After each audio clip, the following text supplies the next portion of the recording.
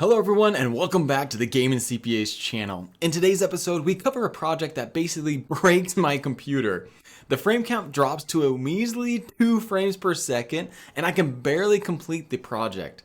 This is the most time consuming and massive project I have built to date and I hope you all enjoy. Today we are building an enormous water reservoir with walls as tall as the map is. I had considered taking over this smaller area to the right, but decided that we only do things as big as we can on this channel. Plus, if I'm going to store water, I think I need more than that reservoir was offering. First step to blocking off the beginning of where the water is coming from on this map means that I must build a worker base. 2 bases technically. The main base for building the reservoir, and a base in between to build the main base for building the reservoir. A base to build a base. What we are going to do is map out a pathway of where I want to have my robot workforce walk to get to the reservoir base. We are going to need to add in a couple of platforms and staircases to get to the top where we will be building the reservoir and blowing up thousands of dirt tiles.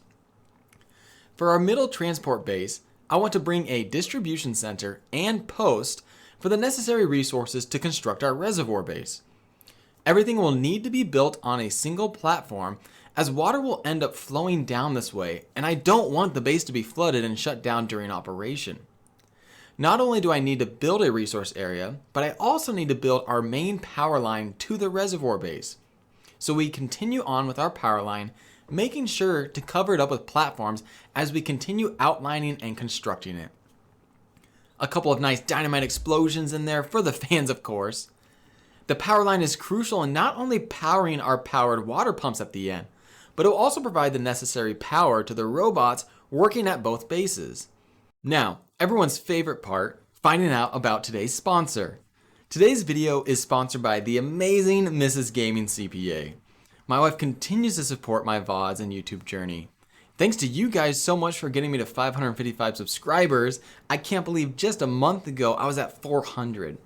The love and support from you all blows my mind and my wife and I couldn't be more happy.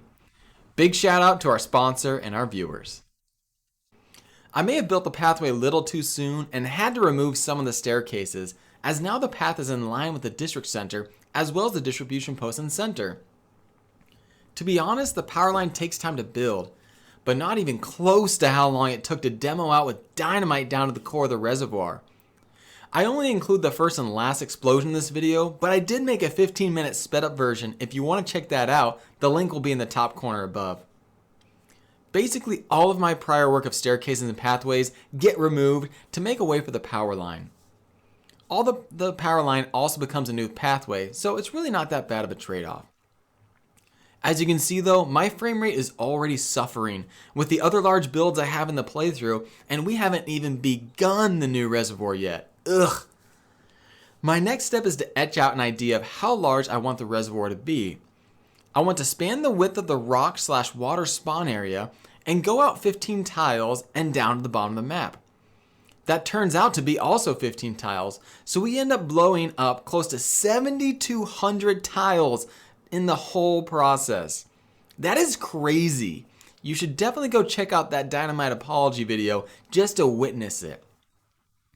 Anyways, now we need to construct my reservoir base. I first set up a few posts and the district center. The next step is going to be to get all of the charging pods set up, because there is no point in bringing robots up here if they can't recharge and continue working. So I carry the infrastructure and power line up the base, and once I have the blueprint laid out and I'm waiting for things to be built, I start setting up the different worker huts so that I end up with 32 worker slots up here. That will allow me to set up 32 dynamites and have each robot grab 1 stick of dynamite and build it for me. It makes the leveling process so much easier. I may have brought the help along a little too early and no one seems to be able to get any power, sadly. Mistakes happen. Our first dynamite of the project, so exciting. We then need to figure out exactly how deep these water pumps can go and how much room they need. I'm pretty sure the description tells me they can pump up to 6 tiles, but as far as the amount of space they take up, that's also something I need to figure out. What I'm going to do is alternate pumps back and forth, creating a sort of water elevator, if you will, that will go all the way up to the top of my reservoir, allowing me to utilize every last drop of water that is stored here. I pump the water into a 2x1 area, then the intake pipe of the next level water pump is right next to the outtake pipe of the pipe below. Starting to build up some of the levees for the build as we clear out new rows to try and start getting the robots constantly working. It's going to be a long process if we don't. Next, I decided to build a massive staircase so that my robots can start building the base upwards. Remember, the builders in the game are not limited by height, so they can be 15 tiles above the levee they are building and build it no problem. So what I need to do is build a staircase to the top of the map so that the builders can reach the very top. Then I will build the levee wall up on the side near the staircase, and once the robots finish building the staircase, they can begin working on the levee wall. It takes a good number of logs and planks, and I made a mistake that I have to correct, but all in all, it comes out pretty good, and was one of the reasons the project took so long, as most of the time, only one robot could be building at a time. Time to start mapping out the water ladder and the water pumps that will be moving the water up the ladder to the top of the reservoir. It really is a fun concept and takes a lot of logs, as each levee costs 12 logs to construct. Thankfully, I have my wood farms generating a good number of logs per day. Without those, I would have spent even longer on this project. Finally, we place the last blueprint for the top water pump and do some tidying up where I placed extra levees on accident or adding an extra levee where I missed them. Then it's time to send the robots off to build.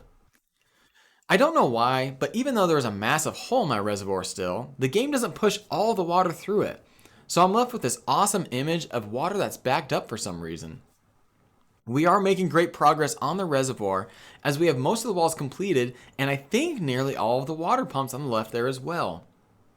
After nearly completing everything, I was informed that the tall bunkhouses are great for conducting electricity, but apparently don't stop water and will leak it out. So I had to hastily build up a second wall on the outside of the bunkhouses to actually stop any water from flowing out of the reservoir, as well as connect up my power line at the top. And finally, it is completed. We have 3 triple floodgates at the top of our 100% complete reservoir. My water pumps start at the bottom, bringing the water up into the next level, and so on and so forth. The bunkhouses bring the power to the water pumps, which, thanks to my large batteries, have enough power to run the pumps during a drought. The final pump will pump the water to the top, and when I want it to, out the floodgates. Look at this behemoth of a water reservoir.